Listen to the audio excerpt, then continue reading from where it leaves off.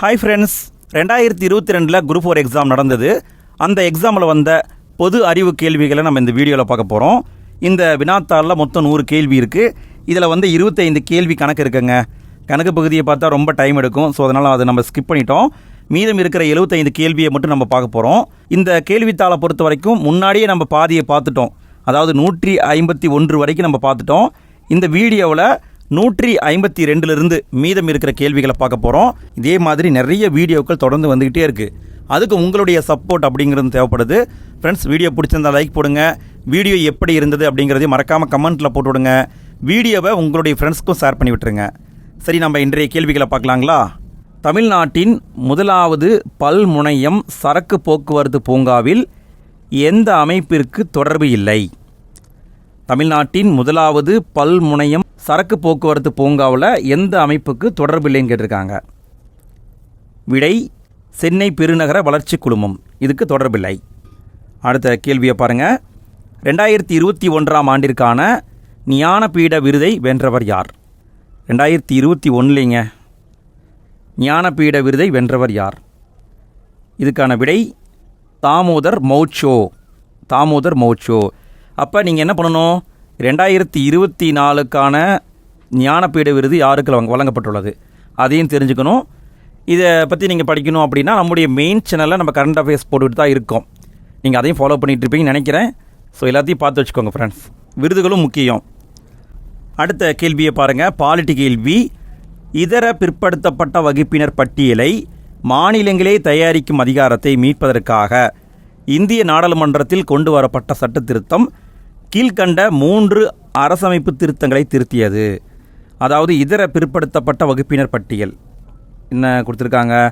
OBC லிஸ்ட்டுங்க. இந்த பட்டியல்களை மாநிலங்களே தயாரிக்கணும் அப்படிங்கிறதுக்காக அரசியலமைப்பில் திருத்தம் கொண்டு வந்தாங்க. அந்த திருத்தம் 3 ஆர்டிக்கலை திருத்தி இருக்கு. அந்த ஆர்டிக்கல் என்னென்னு கேட்டிருக்காங்க. விடை 338B, 341 மற்றும் 363. இந்த 3 பிரிவுகளையும் திருத்தியிருக்காங்க. எதுக்காக? பிற்படுத்தப்பட்ட வகுப்பினர் பட்டியலை மாநிலங்களே தயாரிக்கணும் அப்படிங்கிறதுக்காக. அடுத்த கேள்வியை பாருங்கள். அடுத்த கேள்வி இது கரண்ட் அஃபேர்ஸுங்க. கீழ்காணும் வாக்கியங்களில் எவையெல்லாம் சரி? கீழ்காணும் வாக்கியங்களில் எவையெல்லாம் சரி? 3 பாயிண்ட் கொடுத்துருக்காங்க. எது சரின்னு கண்டுபிடிக்கணும். மத்திய மருந்து ஆராய்ச்சி நிறுவனம் CDRI கொரோனா வைரஸின் ஒமிக்ரான் மாறுபாட்டை சோதிக்க உள்நாட்டிலேயே ஓம் என்னும் RT-PCR கண்டறியும் கருவி உருவாக்கியுள்ளது. ஒமிக்ரானின் குறிப்பிட்ட சோதனைக்கு எந்த ஒரு அரசு நிறுவனத்தால் உருவாக்கப்பட்ட முதல் கருவி ஓம். உள்நாட்டிலேயே தயாரிக்கப்பட்ட 3வது கொரோனா வைரஸ் சோதனை கருவி ஓம். இந்த கேள்விக்கான பதில் அப்படின்னு பார்த்தீங்கன்னா 3மே சரிதாங்க. 3மே சரிதான். அப்போ விடை டி தான் ஆன்சர். அடுத்த கேள்வியை பாருங்கள். இது புவியியல் கேள்விங்க. தீபகற்ப இந்திய ஆறுகளில் கிழக்கில் இருந்து மேற்கு நோக்கி பாயும் 3 ஆறுகள். கிழக்கில் இருந்து மேற்கு நோக்கி பாயும் 3 ஆறுகள். 3 ஆறு தான் போகுது. இதை பற்றியே ஸ்கூல் புக்கில் கொடுத்துருக்காங்க. விடை நர்மதை, தபதி, மாஹி. அடுத்த கேள்வியை பாருங்கள். அறிவியல் கேள்விங்க. சரியான இணையை கண்டுபிடி. அதாவது டிஎன்ஏக்குள்ளே என்ன இருக்குங்கிறத கொடுத்துருக்காங்க. இதை நம்ம கரெக்டாக சொல்லணும். இதெல்லாம் ரொம்ப கஷ்டம்தாங்க. இங்கே சரியான இணைன்னு பார்த்தீங்கன்னா அடினைன் மற்றும் குவானைன் இரண்டும் சேர்ந்து தான் பியூரின்கள். இது மட்டும்தான் சரி. சரிங்களா? மற்றது எல்லாமே தப்பாக தான் பொருத்தப்பட்டிருக்கு. இது எங்கே இருக்கும்னா 10ஆம் வகுப்பில் இருக்குங்க. அடினைன் மற்றும் குவானைன் ரெண்டும் சேர்ந்து தான் பியூரின்கள். அடுத்த கேள்வியை பாருங்கள். இது புவியியல் கேள்வி. மென்மையான வண்டல் பாறை அடுக்குகளின் துளைகளில் உள்ள வாயுவின் பெயர் என்ன? மென்மையான வண்டல் பாறை அடுக்குகளின் துளைகளில் உள்ள வாயுவின் பெயர் என்ன? விடை சேல் வாயு. மென்மையான வண்டல் பாறை இருக்குது. அந்த பாறை அடுக்கில் துளையில் ஒரு கேஸ் இருக்குது. அதுக்கு பேர் சேல் வாயு. அடுத்த கேள்வியை பாருங்கள். அறிவியல் கேள்வி. ரொம்ப டஃப்பாக கேட்டிருக்காங்க. கூட்டுப்பொருளை அதன் வினைப்படு தொகுதியுடன் இணைக்கவும். கூட்டுப்பொருள் வினைப்படு தொகுதியை கொடுத்துருக்காங்க. இதை நம்ம கரெக்டாக இணைக்கணும். இங்கே விடைன்னு பார்த்தீங்கன்னா ஆல்கஹால் அப்படின்னு பார்த்தீங்கன்னா கடைசியாக வந்து OHல முடியும். ஆல்டிகைடு அப்படின்னா CHOவில் முடியும். கீட்டோன் அப்படின்னா இப்படி CO இரட்டை பிணைப்பு வந்திருக்கும். இது 3. கார்பாக்சிக் அமிலம் அப்படின்னா COOH இப்படி முடியும். அப்போ இங்கே விடைன்னு பார்த்தீங்கன்னா D தான் ஆன்சர். நல்லா பார்த்துக்கோங்க ஃப்ரெண்ட்ஸ். ஆல்கஹால்னா OHல முடியும், ஆல்டிகைடுனா CHO இதில் முடியும், கீட்டோன் அப்படின்னா CO இரட்டை பிணைப்பு வரும், கார்பாக்சிக் அமிலம்னா COOH இப்படி முடியும். அடுத்த கேள்வி அறிவியல் கேள்விங்க. வாகனங்கள் பழுது பார்க்கும் பணிமனைகளில் வாகனங்களை உயர்த்த எந்த விதியின் அடிப்படையில் இயங்கும் நீரியல் உயர்த்திகள் பயன்படுத்தப்படுகின்றன? அதாவது ஜாக்கியில் பயன்படுத்துவாங்கள்ல, அதை கேட்டிருக்காங்க.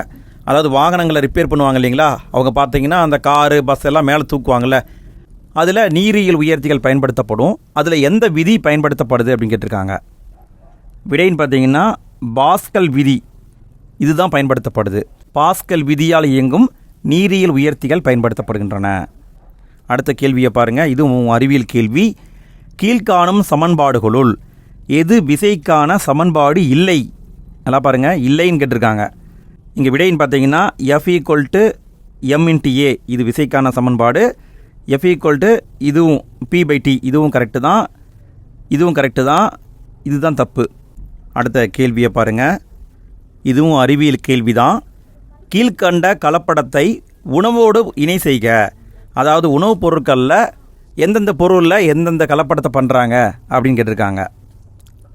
இங்கே விடைன்னு பார்த்தீங்கன்னா பாலில் வந்து ஹைட்ரஜன் பெராக்சைடு இதை பயன்படுத்துகிறாங்க. உணவு நிறமூட்டிகள் இது பார்த்தீங்கன்னா பசுமையான தோற்றத்தை உருவாக்குறதுக்காக பயன்படுத்தப்படுது. கால்சியம் கார்பைடு வாழைப்பழத்தை பழுக்க வைக்க பயன்படுகிறது. கார்னோபா மெழுகு பளபளப்பான தோற்றத்தை உருவாக்க பயன்படுத்தப்படுது. ஸோ இங்கே இதுதான் கலப்படம். விடைன்னு பார்த்தீங்கன்னா B தான் ஆன்சர். நல்லா பார்த்துக்கோங்க ஃப்ரெண்ட்ஸ். பாலில் கலப்படம் பண்ணுறது வந்து ஹைட்ரஜன் பெராக்சைடு.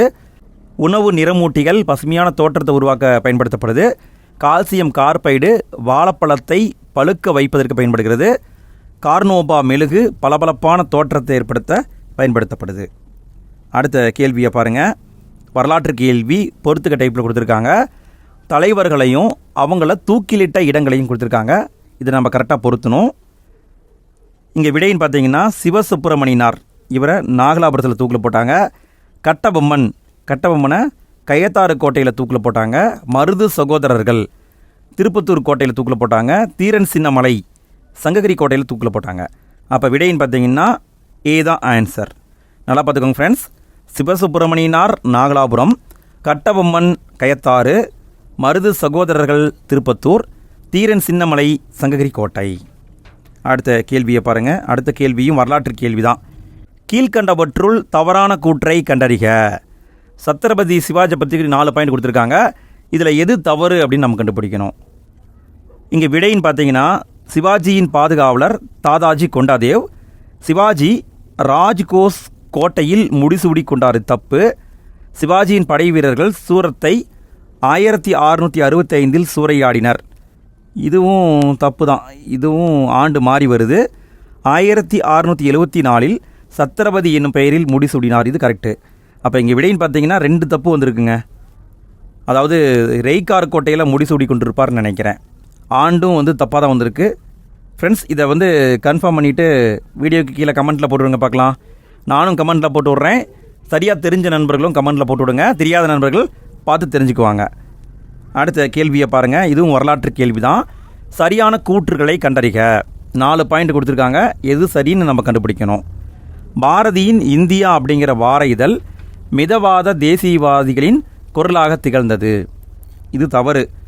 தீவிர தேசியவாதிகளின் குரலாகத்தான் திகழ்ந்திருக்கும். அப்போ ஃபஸ்ட்டு பாயிண்ட்டு தப்பு. 2வது பாயிண்ட் 1907 சூரத் காங்கிரஸ் மாநாட்டில் பாரதியார் கலந்து கொண்டார் இது கரெக்டு. சக்கரவர்த்தினி, சுதேசமித்திரன் போன்ற பத்திரிகையில் பாரதி பணியாற்றினார் இது கரெக்டு. த இந்து பத்திரிகையை வெளியிட்டவர் G. சுப்பிரமணிய ஐயர் இதுவும் கரெக்டு. அப்போ விடைன்னு பார்த்தீங்கன்னா 2, 3, 4 சரி, 1 மற்றும் தவறு. அடுத்த கேள்வியை பாருங்கள். வரலாற்று கேள்வி தான். சரியான கூற்றை தேர்வு செய்யவும். 4 பாயிண்ட் கொடுத்துருக்காங்க. இதில் எது சரியோ அதை கண்டுபிடிக்க சொல்லியிருக்காங்க. இங்கே விடைன்னு பார்த்தீங்கன்னா பாளையக்காரர் முறை காகத்திய பேரரசில் நடைமுறையில் இருந்தது. இது கரெக்டு தான். கான் சாஹிப்பின் இறப்பிற்கு பிறகு பூலித்தேவர் நெற்கட்டும் செவலை 1764 மீண்டும் கைப்பற்றினார். இது கரெக்டு தான். கம்பெனி நிர்வாகத்திற்கு தகவல் அளிக்காமல் பாளையக்காரர்களே பேச்சுவார்த்தையில் ஈடுபட்டதால் யூசுப் கான் துரோகி என குற்றம் சுமத்தப்பட்டு 1764 தூக்கிலிடப்பட்டார். இதுவும் கரெக்டு தான். ஒண்டி வீரன் கட்டபொம்மனின் படைப்பிரிவுகளில் ஒன்றை தலைமையேற்று வழிநடத்தினார். இது தவறு. ஒண்டி வீரன் புலித்தேவருக்கு வருவார். அப்போ சரியானவைன்னு பார்த்தீங்கன்னா 1, 2, 3 சரி, 4 தவறு. அடுத்த கேள்வியை பாருங்கள். வரலாற்று கேள்வி. குப்தர காலத்தின் நிலங்களை கீழ்கண்டவற்றுடன் சரியாக பொருத்திடுக. நிலங்களை கரெக்டாக பொருத்தணும். இங்கே விடைன்னு பார்த்தீங்கன்னா சேத்திரா என்பது வேளாண்மைக்கு உகந்த நிலம். அதாவது வேளாண்மை செய்கிற நிலம் சேராதான் இருக்கும், இப்படி ஞாபகம் வச்சுக்கலாம். கிலா அப்படிங்கிறது தரிசி நிலம். அப்ரஹதா அப்படிங்கிறது வன நிலம். வஸ்தி அப்படின்னா வாஸ்து, வீடு கட்டுறதுக்கு வாஸ்து பார்ப்பாங்க. அப்போ குடியிருப்பதற்கு உகந்த நிலம். அப்போ இங்கே விடைன்னு பார்த்தீங்கன்னா சீதா ஆன்சர். ஃப்ரெண்ட்ஸ், இந்த கேள்வி ரிப்பீட்டாக வந்துட்டுருக்கு. இதை கொஞ்சம் கவனமாக பார்த்துக்கோங்க. அடுத்த கேள்வியை பாருங்கள். இது பாலிட்டி கேள்வி, எக்கனாமிக் கேள்வி அப்படி கூட நம்ம எடுத்துக்கலாம். கீழ்வரும் கூற்றுகளில் நிதி ஆயோக் பற்றிய எந்த கூற்று சரியானது? 3 பாயிண்ட் கொடுத்துருக்காங்க. எது சரின்னு நம்ம சொல்லணும். அனைத்து மாநில முதல்வர்களும் சட்டமன்றம் கொண்ட யூனியன் பிரதேசங்கள் தவிர ஆளும் குழுவில் அங்கம் வகிக்கின்றனர். இது தப்பு. அதாவது சட்டமன்றம் இருந்தால் அவங்களும் நிதி ஆயோக்கில் இருப்பாங்க. ஆனால் இங்கே என்ன சொல்லியிருக்காங்க? தவிரன்னு கொடுத்துருக்காங்க. ஸோ இது தப்பு. இந்திய பிரதமர் நிதி ஆயோக்கின் தலைவர் ஆவார். இது கரெக்டு. இந்திய நிதி அமைச்சர் துணைத் தலைவராக செயல்படுகிறார். இது தப்பு. அப்போ விடைன்னு பார்த்தீங்கன்னா 2 மட்டும்தான் சரி. அடுத்த கேள்வியை பாருங்கள். அடுத்த கேள்வி எக்கனாமிக் கேள்வி, கூற்று காரணம் டைப்பில் கொடுத்துருக்காங்க. கூற்று: இந்திய ரிசர்வ் வங்கி நாட்டின் பொருளாதார பணப்புழங்களை கட்டுப்படுத்துகிறது. காரணம்: அந்நிய செலாவணி பரிவர்த்தனை விகிதத்தை நிலைப்படுத்தவும் பணவீக்கத்தினை கட்டுப்படுத்தவும் விரும்புகிறது. இதற்கான பதில்னு பார்த்தீங்கன்னா கூற்றும் காரணம் சரி, காரணம் கூற்றை சரியாக விளக்குகிறது. அதாவது இந்திய ரிசர்வ் வங்கி தான் நாட்டுடைய பொருளாதார பணப்புழங்களை கட்டுப்படுத்துது. காரணம் பணவீக்கத்தை கட்டுப்படுத்தணும், பரிவர்த்தனை விகிதத்தை நிலையாக வச்சுக்கணும். இதுக்காக தான் அது அந்த மாதிரிலாம் பண்ணுது. அப்போ 2மே சரிதான். அடுத்த கேள்வியை பாருங்கள். இது எக்கனாமிக் கேள்விங்க. கூற்று காரணம் டைப்பில் கொடுத்துருக்காங்க. கூற்று: நுண்ணீர் பாசன தொழில்நுட்பம் பாரம்பரிய நீர்ப்பாசன முறைகளை விட பயிர்களில் அதிக மகசூல் கிடைக்க வழிவகை செய்கிறது. காரணம்: நுண்ணீர் பாசன திட்டத்தில் அளவான நீர் சீரான கால இடைவெளியில் பாய்ச்சப்படுகிறது. பணியாட்களின் செலவை குறைத்து உர பயன்பாட்டு திறன் அதிகரிப்பதோடு விளைச்சலையும் அதிகரிக்கிறது. இதுக்கான பதில் அப்படின்னு பார்த்தீங்கன்னா கூற்று காரணம் சரி, காரணம் கூற்றிற்கான சரியான விளக்கம்தான். அடுத்த கேள்வியை பாருங்கள். பாலிட்டி கேள்வி. தவறாக பொருந்தியுள்ளது எது? கீழே இருக்கிற சட்டப்பிரிவுகளில் எது தவறாக வந்திருக்கு அப்படின்னு கேட்டிருக்காங்க. இங்கே விடைன்னு பார்த்தீங்கன்னா சட்டப்பிரிவு 14 என்பது சட்டத்தின் முன் அனைவரும் சமம். இது கரெக்டு. சட்டப்பிரிவு 17 என்பது பொது வேலை வாய்ப்புகளில் சம வாய்ப்பு. இது தவறு. சரிங்களா? இது வராது. 16 வரும்னு நினைக்கிறேங்க. அடுத்து அரசியலமைப்பு பிரிவு 21A தொடக்க கல்வி பெறும் உரிமை. கரெக்டு. அரசியலமைப்பு பிரிவு 26 சமய விவகாரங்களை நிர்வகிக்கும் உரிமை. இது கரெக்டு. அப்போ பார்த்தீங்கன்னா தவறானதுன்னு பார்த்தீங்கன்னா பி தான் பொருந்தாதது. அடுத்த கேள்வியை பாருங்கள். இது பாலிட்டி கேள்வி தான். இந்திய அரசியலமைப்பு சாசனத்தின் வழிகாட்டு நெறிமுறைகள் எதனை போல் தோற்றம் அளிப்பவை ஆகும்? அதாவது வழிகாட்டும் நெறிமுறைகள் கீழே இருக்கிற எந்த சட்டத்தை போல் தோற்றம் அளிப்பவைன்னு கேட்டிருக்காங்க. விடை: அறிவுறுத்தல் செயற்கருவி 1935. அதாவது இன்ஸ்ட்ருமெண்ட் ஆஃப் இன்ஸ்ட்ரக்ஷன்ஸ் 1935ங்க. இந்த சட்டம் போல் அது இருக்குதாமா. அடுத்த கேள்வியை பாருங்கள். அடுத்த கேள்வி பாலிட்டி கேள்வி தான். பொறுத்துக. அதாவது குழுக்களையும் அதை அமைத்தவர்களையும் கொடுத்துருக்காங்க. இதை நம்ம கரெக்டாக பொருத்தணும். விடைன்னு பார்த்தீங்கன்னா சர்க்காரிய ஆணையம் இது அமைச்சது மத்திய அரசாங்கம். ராஜமன்னார் குழு அமைச்சது தமிழ்நாடு அரசு. அனந்தபூர் சாஹிப் தீர்மானம் இதை அமைத்தது அகாலிதளம். பொம்மை தீர்ப்பு இதை அமைத்தது உச்சநீதிமன்றம். அப்போ விடைன்னு பார்த்தீங்கன்னா பி தான் ஆன்சர். நல்லா பார்த்துக்கோங்க ஃப்ரெண்ட்ஸ். சர்க்காரிய ஆணையத்தை அமைச்சது மத்திய அரசாங்கம். ராஜமன்னார் குழு அமைச்சது தமிழ்நாடு அரசு. அனந்தபூர் சாஹிப் தீர்மானத்தை உருவாக்கியது அகாலிதளம். பொம்மை தீர்ப்பு உச்சநீதிமன்றம். அடுத்த கேள்வியை பாருங்கள். இதுவும் பாலிட்டி கொஷின் தான். கீழ்கண்டவற்றை முறையாக பொறுத்துக. சட்டங்களை முறையாக பொறுத்த சொல்லியிருக்காங்க. இங்கே விடைன்னு பார்த்தீங்கன்னா நுகர்வோர் பாதுகாப்பு சட்டம் 1986 கொண்டு வரப்பட்டது. சட்ட அளவியல் சட்டம் 2009 கொண்டு வரப்பட்டது. அத்தியாவசிய பொருட்கள் சட்டம் 1955 கொண்டு வரப்பட்டது. கள்ள சந்தைப்படுத்துதல் தடுப்பு சட்டம் 1980 கொண்டு வரப்பட்டது. அப்போ இங்கே விடைன்னு பார்த்தீங்கன்னா ஏ தான் ஆன்சர். நல்லா பார்த்துக்கோங்க ஃப்ரெண்ட்ஸ். நுகர்வோர் பாதுகாப்பு சட்டம் 1986, சட்ட அளவியல் சட்டம் 2009, அத்தியாவசிய பொருட்கள் சட்டம் 1955, கள்ள சந்தைப்படுத்துதல் தடுப்பு சட்டம் 1980. அப்போ ஏ தான் ஆன்சர். அடுத்த கேள்வியை பாருங்கள். வரலாற்று கேள்வி பொறுத்துக்க டைப்பில் கொடுத்துருக்காங்க. அதாவது குப்தர் காலத்தில் இருந்த அறிஞர்களையும் அவங்க எந்த துறையில் டேலண்ட்டு அப்படிங்கிறதையும் பொறுத்தணும்.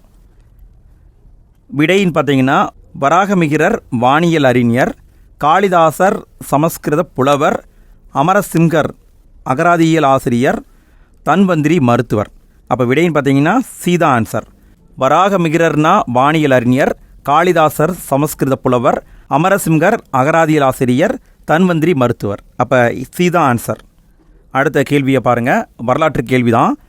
கிபி 1ஆம் நூற்றாண்டில் கிறிஸ்தவ மதம் இந்தியாவில் இயேசுவின் சீடரான யாரால் கொண்டு வரப்பட்டது? கிறிஸ்தவ மதம் இந்தியாவுக்கு எப்படி வந்தது அதுதான் கேட்டிருக்காங்க. விடை புனித தாமஸ். இயேசுவின் சீடர் புனித தாமஸ் என்பவரால் கிபி 1ஆம் நூற்றாண்டில் இந்தியாவுக்கு கிறிஸ்தவ மதம் கொண்டு வரப்பட்டது. அடுத்த கேள்வியை பாருங்கள். பாலிட்டி கேள்வி தான். கீழ்கண்ட மொழிகளை செம்மொழி தகுதி பெற்ற ஆண்டுகளின் அடிப்படையில் வரிசைப்படுத்துக. எப்பொழுது செம்மொழி தகுதி கொடுத்தாங்கன்னு நம்ம கண்டுபிடிச்சி அதை வரிசையாக நம்ம சொல்லணும். இங்கே விடைன்னு பார்த்தீங்கன்னா முதல் செம்மொழி தமிழ், இரண்டாவது செம்மொழி சமஸ்கிருதம், மூன்றாவது பார்த்தீங்கன்னா தெலுங்கு, நாலாவது பார்த்தீங்கன்னா மலையாளம். அப்போ விடைன்னு பார்த்தீங்கன்னா டி தான் ஆன்சர். தமிழுக்கு எப்பொழுது செம்மொழி அந்தஸ்து வழங்கப்பட்டது? இதை போன கொஷின் பேப்பர் 2024க்கான கொஷின் பேப்பரில் நம்ம பார்த்தோம். ஃப்ரெண்ட்ஸ், ஆல்ரெடி ஜிகே கொஷினை நம்ம வீடியோவாக போட்டுட்ருக்கோம். முந்தைய வீடியோவில் நம்ம பார்த்தோம் தமிழ் எப்பொழுது செம்மொழியாக அறிவிக்கப்பட்டதுன்னு பார்த்தோம். உங்களுக்கு தெரிஞ்சதுன்னா மறக்காமல் கமெண்ட்டில் போட்டு விடுங்க. இது உங்களுக்கான கேள்வி. அடுத்த கேள்வியை பார்க்கலாங்களா? அடுத்த கேள்வி புவியியல் கேள்விங்க. பின் வருவனவற்றுள் ஒன்று நர்மதை ஆற்றின் வலது கரை துணையாறாகும். இது குரூப் 1 லெவலுக்கு கேட்டிருக்காங்க. யாருமே படிச்சிருக்க மாட்டாங்க.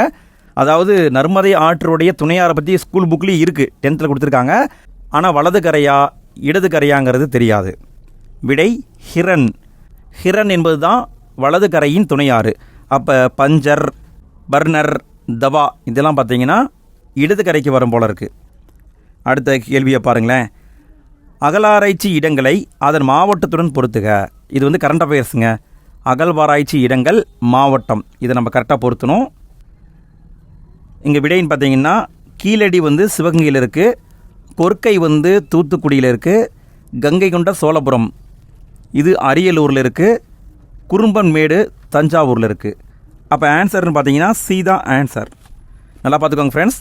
கீழடி சிவகங்கையில் இருக்குது, கொர்க்கை தூத்துக்குடியில் இருக்குது, கங்கை கொண்ட சோழபுரம் அரியலூரில் இருக்குது, குறும்பன்மேடு தஞ்சாவூரில் இருக்குது. ஃப்ரெண்ட்ஸ், இந்த இடங்களை திரும்பவும் கேட்க வாய்ப்பு இருக்குது. அடுத்த கேள்வியை பாருங்கள். புவியியல் கேள்வி. இந்தியாவின் மின்னியல் தலைநகரம் என்று அழைக்கப்படும் நகரம் எது?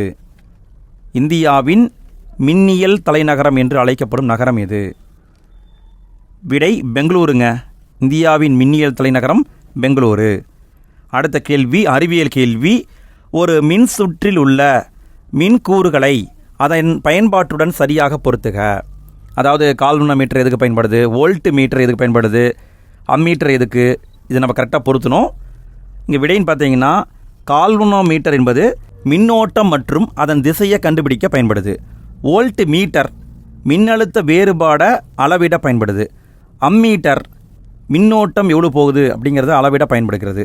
மின் தடையாக்கி மின் சுற்றில் பாயும் மின்னோட்டத்தின் அளவை நிர்ணயம் செய்ய பயன்படுகிறது. அப்போ விடைன்னு பார்த்தீங்கன்னா ஏதான் ஆன்சர். நல்லா பார்த்துக்கோங்க ஃப்ரெண்ட்ஸ். இதை இண்டிவிஜுவலாகவும் கேட்கலாம். கால்வனோமீட்டர் எதுக்கு பயன்படுது, அம்மீட்டர் எதுக்கு பயன்படுது, இப்படி கூட கேட்கலாம்.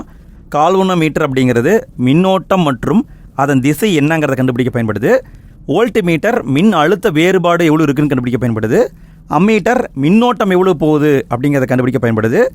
மின் தடையாக்கி என்பது மின் சுற்றில் பாயும் மின்னோட்டத்தின் அளவை நிர்ணயம் செய்ய பயன்படுகிறது. அப்போ ஏதான் ஆன்சர். அடுத்த கேள்வியை பாருங்கள். இது பாலிட்டி கேள்வி, எக்கனாமிக் கேள்வி, ரெண்டில் எதை வேணால் வச்சுக்கலாம். முதல் தேசிய கல்விக் கொள்கை எப்பொழுது உருவாக்கப்பட்டது?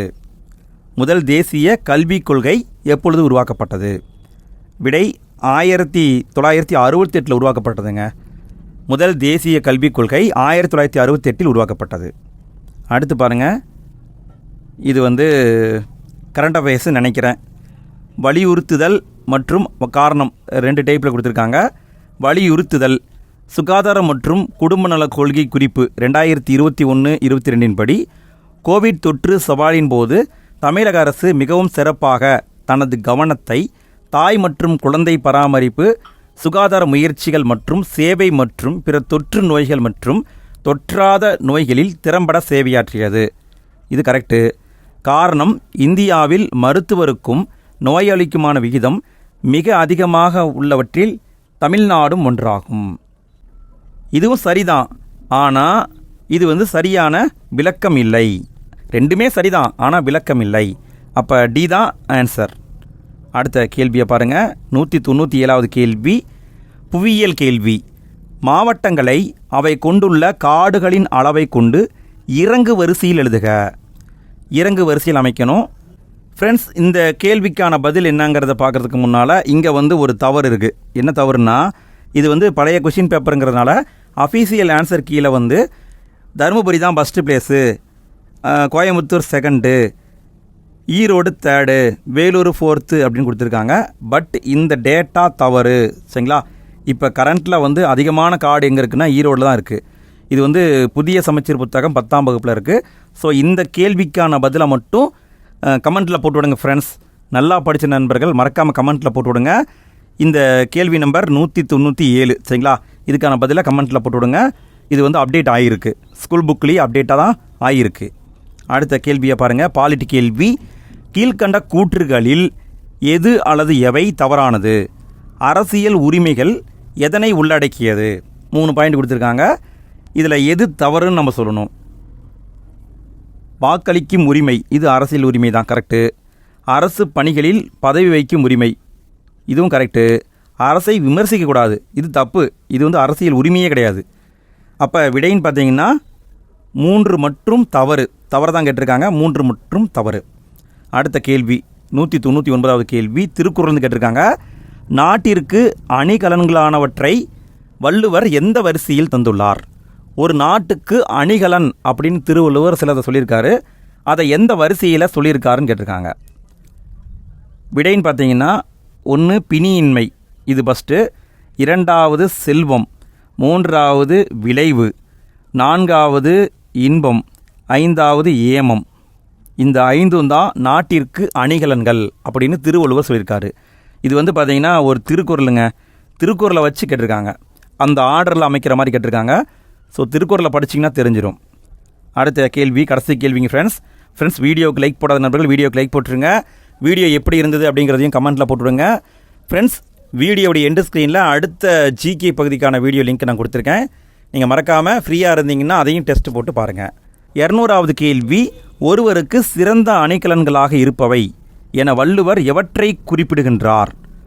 ஒருவருக்கு சிறந்த அணிகலன்கள் அப்படின்ட்டு வள்ளுவர் எதனை குறிப்பிடுகிறார் அப்படின்னு கேட்டிருக்காங்க. விடை பணிவும் இன்சொல்லும். பணிவு இன்சொல் 2 தான் ஒருத்தருக்கு சிறந்த அணிகலன் அப்படின்னு வள்ளுவர் குறிப்பிட்டிருக்காரு. ஓகே ஃப்ரெண்ட்ஸ், இந்த வீடியோவில் இந்த கொஷின் பேப்பர் நம்ம முடிச்சிட்டோம். இதே மாதிரி நிறைய வீடியோக்கள் தொடர்ந்து வந்துகிட்டே இருக்குது. அதுக்கு மறக்காமல் உங்களுடைய சப்போர்ட் அப்படிங்கிறதும் தேவைப்படுது. ஃப்ரெண்ட்ஸ், வீடியோக்கு லைக் போடாத நண்பர்கள் வீடியோக்கு லைக் போட்டுருங்க. வீடியோ எப்படி இருந்தது அப்படிங்கிறதையும் கமெண்ட்டில் போட்டுவிடுங்க. வீடியோவை உங்களுடைய ஃப்ரெண்ட்ஸுக்கும் ஷேர் பண்ணி விட்டுருங்க. ஓகே ஃப்ரெண்ட்ஸ், அடுத்த வீடியோவில் சந்திப்போம். நன்றி.